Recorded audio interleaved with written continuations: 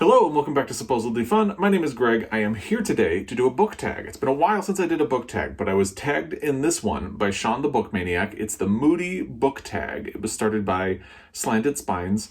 I will link the videos for both Sean the Book Maniac and Slanted Spines down below if you would like to check them out. This seemed like a book tag that is very in tune with what I am trying to do with my reading in 2021.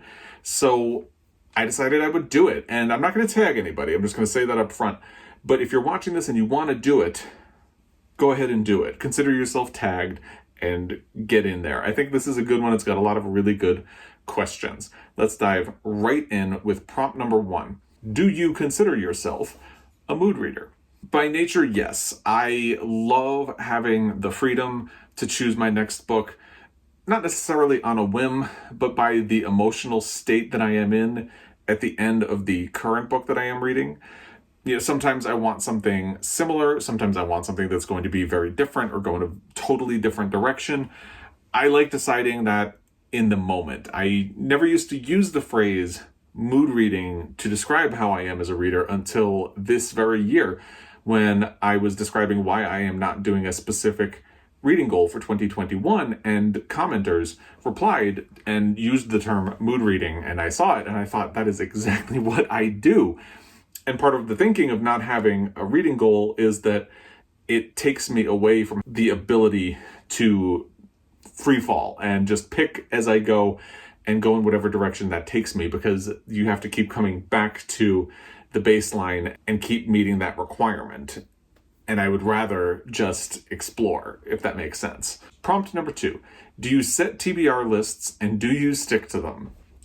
I am terrible with TBRs. If you follow along, you know that.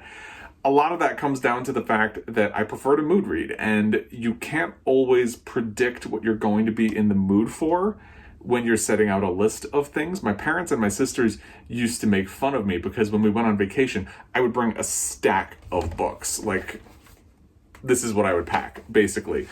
And they'd be laughing at me.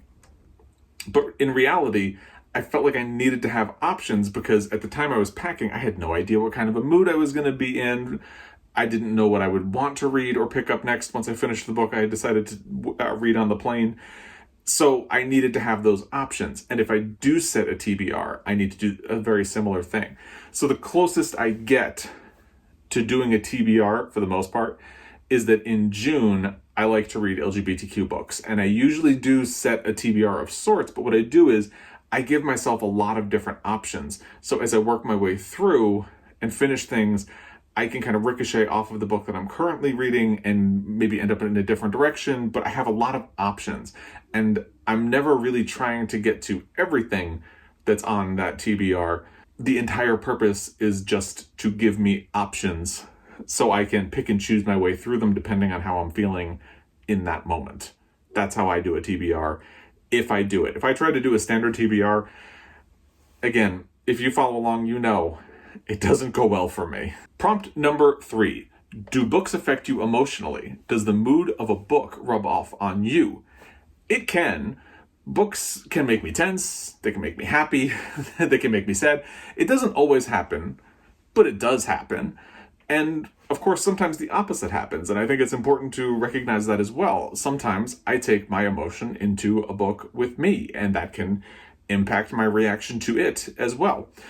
I think that's why I had such an aggressively negative reaction to Leave the World Behind by Rumaan. I read this last year at the height of my stress over the pandemic and the election and everything, all of the terrible things going on in the news about race in America and things like that. So I was already in a high state of stress when I picked this book up, and a little bit of despair. So when this book prompts you in that sort of tense direction, it just turned me from despair and tension into anger. I think there are definite problems with Leave the World Behind, but I think my reaction to them was perhaps exaggerated by how I was feeling when I went into the book.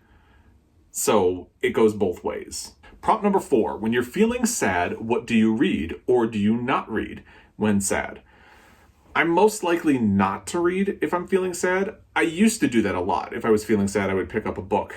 But nowadays, I find it difficult to concentrate if I'm feeling sad. Maybe it's that there are other distractions around. I'm much more likely to listen to a podcast or something like that if I'm sad. If I do read and I'm feeling sad, it's usually to do something that's comforting or familiar. So I'm most likely to turn to Sue Grafton. I just picked up a random, easy to get Sue Grafton off of my shelf. But this is a series that I turn to a lot. If I've been reading a lot and I need a break, something quick and easy, this is what I usually tend to pick up. So it would work just as well for being sad. I might also turn to an LGBTQ romance to try to lift my spirits a bit, but if anything, it's probably going to be Sue Grafton. Prompt number 5. Most often, do you use reading to escape, to learn, or to critically reflect? I actually use it for all 3 of those things, really. In my younger days, reading was mostly an escape for me. I will say that. I had all these feelings and things weren't great in my family when I was a kid. So reading was a way of avoiding all of that stuff, avoiding the things in my head, the things I was feeling, and the circumstances around me. I felt like I could drown things out.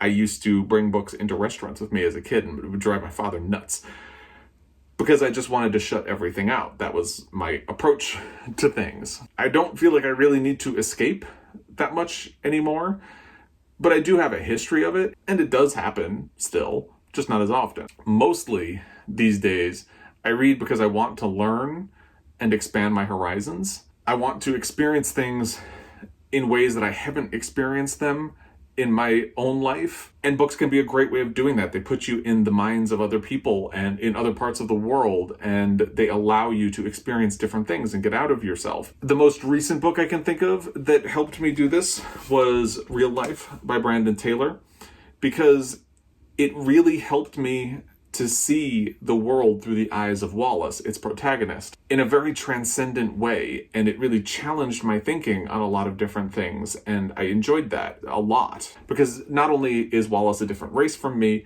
he is also going through this really extreme depression. And that's very interesting. And it was a very transformative, transporting experience. Another one would be Overground Railroad by Candacy Taylor, which is a book that taught me so many things that I hadn't known and things that I think are really important to learn. That was something that I listened to on audio last year, and I just loved it because it got me outside of myself and showed me things I might not otherwise have learned. Going back to when I was a child and I used books to escape, one of the prime examples would be Matilda by Roald Dahl. I read all of Roald Dahl's books as a kid, and I loved Matilda. It was my favorite book as a child. I would say it's probably the book that cemented me as a lifelong reader, and it was something comforting to me as well. So it was a world that I liked escaping to, for sure. Prompt number 6, what is a book that made you laugh out loud? This is a really tall order. It's not impossible, but it is difficult. I might find a book very funny, but it doesn't make me laugh out loud. That doesn't happen very much. So I'm going to roll this question into the next one in order to get an answer. So let's move on to that one. It's prompt number 7. What is a book that has made you cry? Or if you don't cry, what is a book that really moved you? Traditionally, it is also very difficult for a book to make me cry. I kind of actively resist crying, even if I find something sad. Usually, if I'm watching TV or a movie, I try to turn it into a laugh at the last second. It's this weird, awkward thing that I do, so I end up laughing in really sad moments because I'm trying not to cry. But it does seem like books are impacting me in a way that makes me cry more often as time goes on. The most recent one was The Prettiest Star by Carter Sickles. But because I'm rolling this into the previous question, I want to talk about 2 books that have made me laugh and cry. So it's a double whammy. The first one is All My Puny Sorrows by Miriam Toews. I know I've talked about this book a fair amount on this channel. I don't think the light is working out great for this cover, but it's a beautiful cover. And if you have not read this book, please do it. It is so profoundly sad and yet so profoundly funny. It's about life, it's about sisterhood. You have this pair of sisters, one of whom is sort of determined to commit suicide and wants her sister to help her. So it's about what it's like to help someone when they don't want your help. And Like I said, it's extremely sad. You can get that from the premise, but it's also so funny. And I just love it very much. The other one is The Heart's Invisible Furies by John Boyne. And I've had bad luck with John Boyne other than this. So I think he's probably a one-hit wonder for me. But I really responded to this book. I found it very funny. Parts of it seem like Roald Dahl combined with Charles Dickens. They have this really sharp, funny wit that is a little bit wicked. And it's also very sad. It starts somewhere in the mid-1900s and jumps ahead 7 years in every chapter to tell the story of a gay man growing up and coming of age in Ireland and how the country transforms over time and becomes a little bit more accepting and how he comes to accept himself. And if you follow along, you know that that's probably a message that would resonate very deeply with me. It sure did. And I loved this book. It was my favorite book the year that I read it, which I think was 2017, but I could be wrong about that. Don't quote me on it. Prompt number 8. What is a book that you don't even know how you felt about? I almost always know how I feel about a book, even if I'm of two minds about it. Sometimes there are a lot of things I like about a book. Sometimes there are a lot of things I don't like about a book, but I generally know which side I fall on in the end. So I had to really do a lot of digging to find something that would fit for this question. I dug through my reading history, and what I came up with was Mouthful of Birds by Samanta Schweblin. I similarly am not sure I understand everything that happened in her previous novel, which was called Fever Dream, but I definitely fall on the side of loving that book, or at least liking that book. Mouthful of Birds felt a little more inaccessible and left me cold because of that. So it's ended up left in this limbo area. I used to own a copy, but I got rid of it, and that probably tells you everything you need to know about it. It's just something that I'm not sure I hated, but I'm also really not sure I loved. Prompt number 9. Are you more likely to read on a sunny day or a cloudy day? Both, really. The weather doesn't really impact whether or not I'm going to read. I try to read at least a little bit every day, whether it's sunny or cloudy or rainy or snowing or whatever. But I will say, if it's sunny outside, I'm also likely to be going out for a walk or going out for a hike or playing with the dogs outside. So there are other things that would suddenly be competing. Cloudy, I might still be doing those things. I guess maybe let's say raining. If it's raining outside, I guess that does increase the odds that I would be spending my time reading more so than any other form of weather, except maybe snow or like hurricanes or tsunamis, but they don't happen in Montana, so we're pretty good to go on those. Prompt number 10. Do you usually set the mood when you read? Music, lights, smells, etc. No. I find music to be distracting when I'm reading, and I don't quite know why that is. Sometimes, if it's classical music or something that doesn't have lyrics, I might be able to make it work. But by and large, I feel like I end up paying attention to two things at the same time, and I'm not really concentrating on the book. And this especially happens if there are lyrics in the music, because my instinct is to start naturally singing along, and I get distracted. So it just doesn't work. I'm also not a person who can sleep with the TV on, even if I'm not feeling well, and at the end of the day we turn on the TV and I just kind of curl up on the couch next to my husband. I really can't sleep very well with the TV on because I'm trying to pay attention to what's happening, and because I'm listening to it, I want to see it, so I can't sleep. That's just how my brain works. I can't explain it. It's just me. In terms of smell, I have a terrible sense of smell. As it is, I have really bad sinuses, so I don't do things like aromatherapy or incense, any of that stuff. It's just kind of wasted on me because of that, so I definitely don't use it to set a mood if I'm reading. My father has been known to say lighting is everything. Trust a gay man to say that, but I really feel like if the light is sufficient to read, that's really all I need, so I don't really pay attention to any kind of lighting scheme either. Prompt number 11. Can you leap from book to book, or do you need buffer time between them? Usually, I jump from book to book.